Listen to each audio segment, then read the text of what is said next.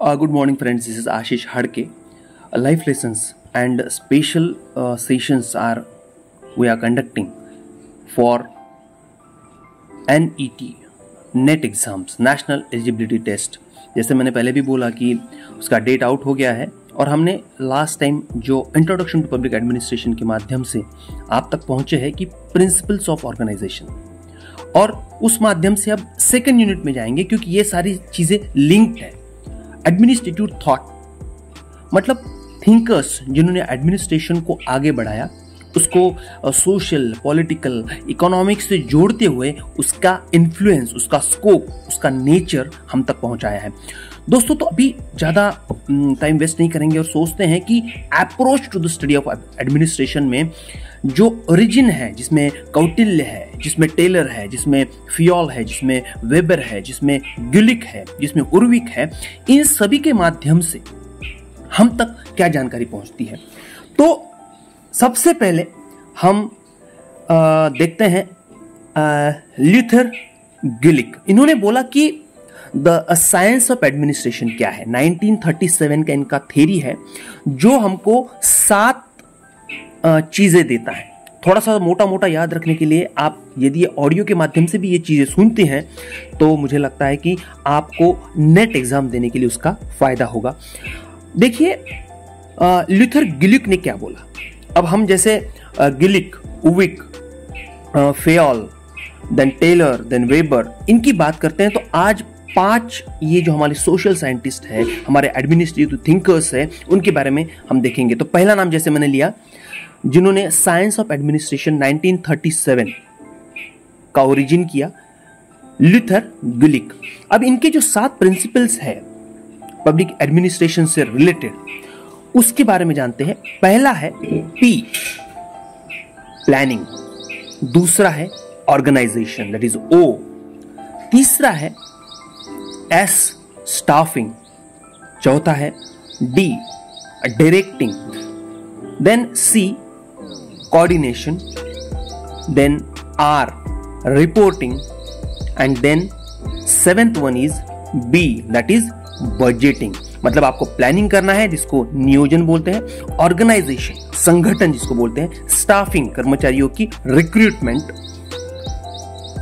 Directing, आपको उनको सही दिशा देनी है, उनकी स्पीड देखनी है, उनको गाइड करना है, दैट इज डायरेक्टिंग।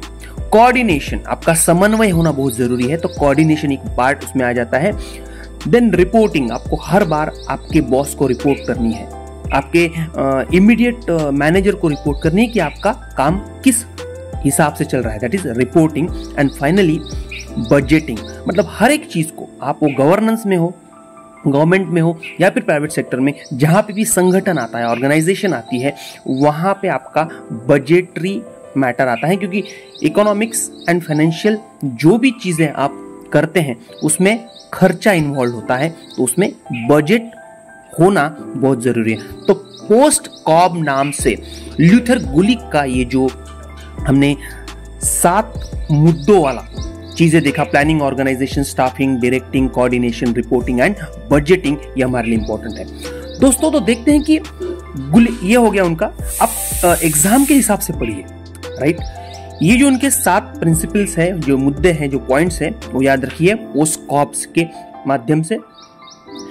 अब देखते हैं कि उन्होंने बुक्स कौन कौन सी लिखी है। उन्होंने पहला बुक लिखा है administrative reflection from World War 2। World War 2 के माध्यम से उन्होंने एडमिनिस्ट्रेटिव रिफ्लेक्शन क्या हुआ है इसके बारे में इस बुक में बताया है। दूसरा बुक उनका है notes on the theory of organisation. Notes on the theory of organisation, आप ये भी ध्यान में रखिए कि ये इससे रिलेटेड क्वेश्चन आ सकता है। अब ल्यूथर गिलिक का पोस्टकॉप देख लिया, 2 बुक्स उनके इंपॉर्टेंट वाले देख लिए। अब उनके स्टेटमेंट्स देखते हैं कि पब्लिक एडमिनिस्ट्रेशन के बारे में उनके स्टेटमेंट्स क्या है, क्योंकि आप देखेंगे कि उर्विक, फियोल, वेबर, देन मेयो, इन सबके जो भी, टेलर फॉर दैट मैटर, अलग अलग स्टेटमेंट्स हैं, थोड़े से मिलते जुलते रहते हैं।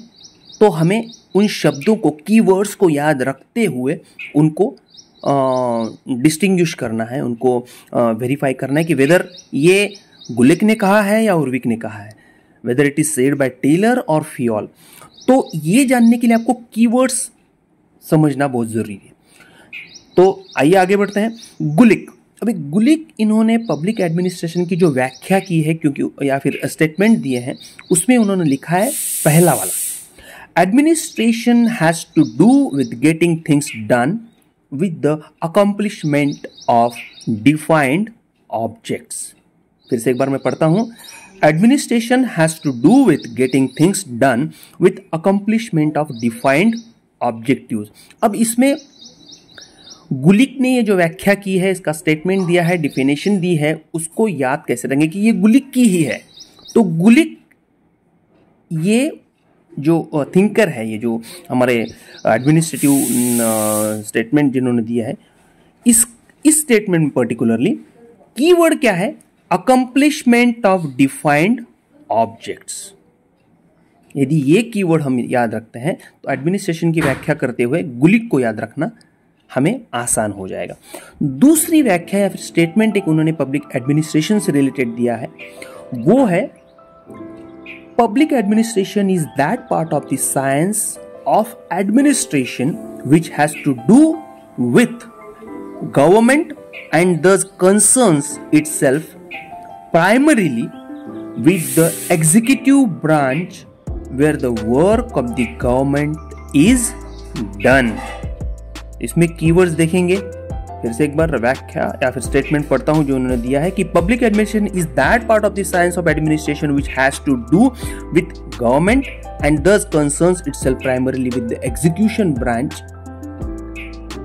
Branch where the work of the government is done. मतलब गवर्नमेंट ये वर्ड यहाँ पे आया है और उन्होंने ये देखा है कि जहां पे, अभी कीवर्ड्स के ऊपर थोड़ा सा ध्यान देते हैं, ये एक साइंस है, किस चीज का, एडमिनिस्ट्रेशन का, प्रशासन का एक साइंस है।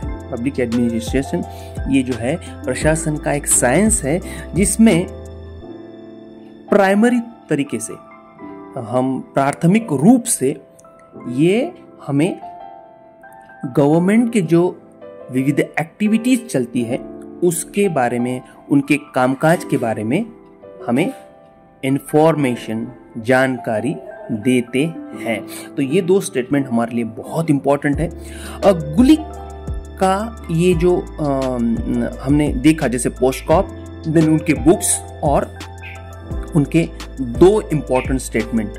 दोस्तों छोटे छोटे भले ही वीडियो हो, लेकिन आपको जस्ट एक बार सुनना है 5-7 मिनट, क्योंकि बहुत लंबा उसको खींचते हैं तो पब्लिक एडमिनिस्ट्रेशन, पॉलिटिकल साइंस या फिर सोशियोलॉजी, ये जो सब्जेक्ट्स है या फिर हिस्ट्री फॉर दैट मैटर, ये थोड़े से बोरिंग हो जाते हैं। तो हम लोग सुनते तो रहते हैं, लेकिन हम सुन के भूल भी जाते हैं, क्योंकि इतना सारा एक साथ याद रखना दिमाग के लिए पॉसिबल नहीं होता। हमें जनरल स्टडीज की भी स्टडीज करनी होती है।